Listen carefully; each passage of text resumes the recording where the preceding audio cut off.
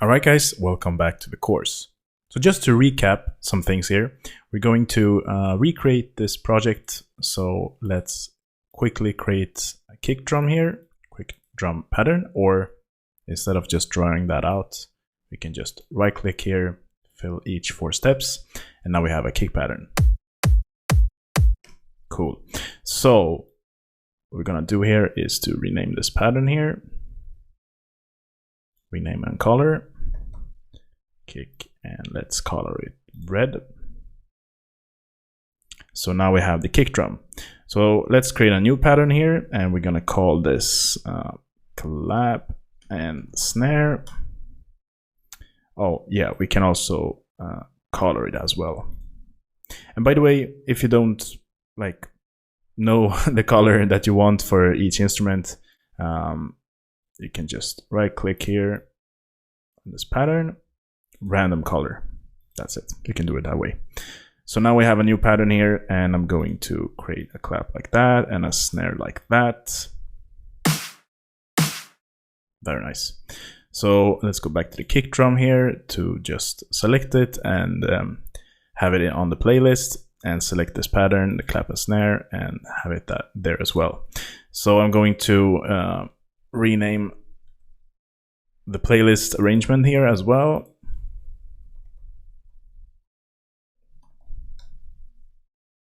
Like that. And let's go with change color. Yeah, and we want the same color basically, just so we're not confused. So this is that color, and we have a red there as well. Great. We can also change the icon here. So let's say we have a kick drum. That is a kick drum. Claps and snares. So let's do that, for instance. Very nice. So now we can play the song. And there is our song for now. Let's create a new pattern. So pattern 3, and we're going to call this hats. Let's go with the color here as well. Something yellow would be good. And I want to fill each 2 steps. And now we have a hat here as well. So let's play the pattern. Very nice. So we have the hats here, and let's rename color and icon this as well to hats. And we want the same kind of yellow there as well. And now just place the hats pattern there. So now if you choose the song mode, we have a full drum beat now. So that's very nice. What we can do here is to group these tracks, these 3 tracks here, to one track.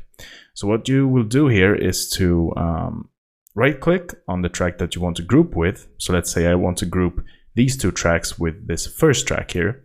I just go to the track that I want to group with above track like that, and do the same thing as well here on the hats track. So now you can see the kick, claps and snare, and hats track are grouped together. So you can expand and do like that for this whole group here. So it's very nice. You can just do it like that, and you can minimize things and organize things this way. If you want to group a lot of tracks here, you can just right click on each track, press the letter G like that, and now you can group a lot of different tracks here.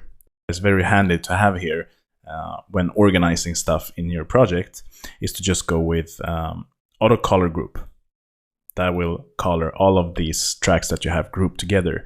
So now it's a lot more organized. You can see the red little background here on all of the clips here that you're going to use in the arrangement in the playlist here. We're working with a channel rack here, and we're working with a step sequencer. What you can do here is to open up the piano roll, and that will give you a lot more flexibility when creating notes. So you can just choose whatever instrument you want here. Let's say we have the kick, clap, and hat and snare. You can just right click on one of them and choose piano roll, and that will take you to the piano roll of the instrument that you clicked. So you can also see that piano roll and the kick. So if I open up clap here, for instance, that's going to open up the piano roll for the clap.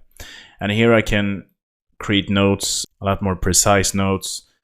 So like we have now, for instance, in the pattern of the collapse and snares here. So let's go to that pattern like that. And now let's go to the piano roll. And now we can see the notes that we created here. So it's basically the same thing as the step sequencer, but you have a lot more flexibility within the piano roll. So what you can do here, you can, let's say we want to resize that note, for instance. You can create new notes. You can pitch notes. You can also delete them by just right-clicking the mouse like that. And you also have the control here. So here you can control different velocities, release. Yeah, you have a lot of different things you can control here. So you're actually controlling the note that you're writing out in the piano roll. So if I want to, like, let's say I want a lower velocity on one of the notes, let's say this note here, I can just lower the velocity like that. Let's take a more in-depth look of the piano roll. So to create a new instrument here, you can just go with the plus sign here, or you can also go to add, and here you have all of the plugins. But let's just go with the plus sign here for now, and I'm gonna go with Fruity or FL Keys. And this is a very basic piano plugin that comes with FL Studio. I'm just playing that on my keyboard here. And as you can see, if let's just create a new pattern here and just call it piano. Let's color it as well. Great. So now if I just go with this step sequencer here, it will only play the middle C of this note. So let's play that. And I can't really do anything here. So let's get rid of that and open up the piano roll like that. So now we have the piano roll here. You can also make it full size like that just by double clicking the title bar here. So now if I want to create let's say a chord here, I can just draw out a chord. Let's do that.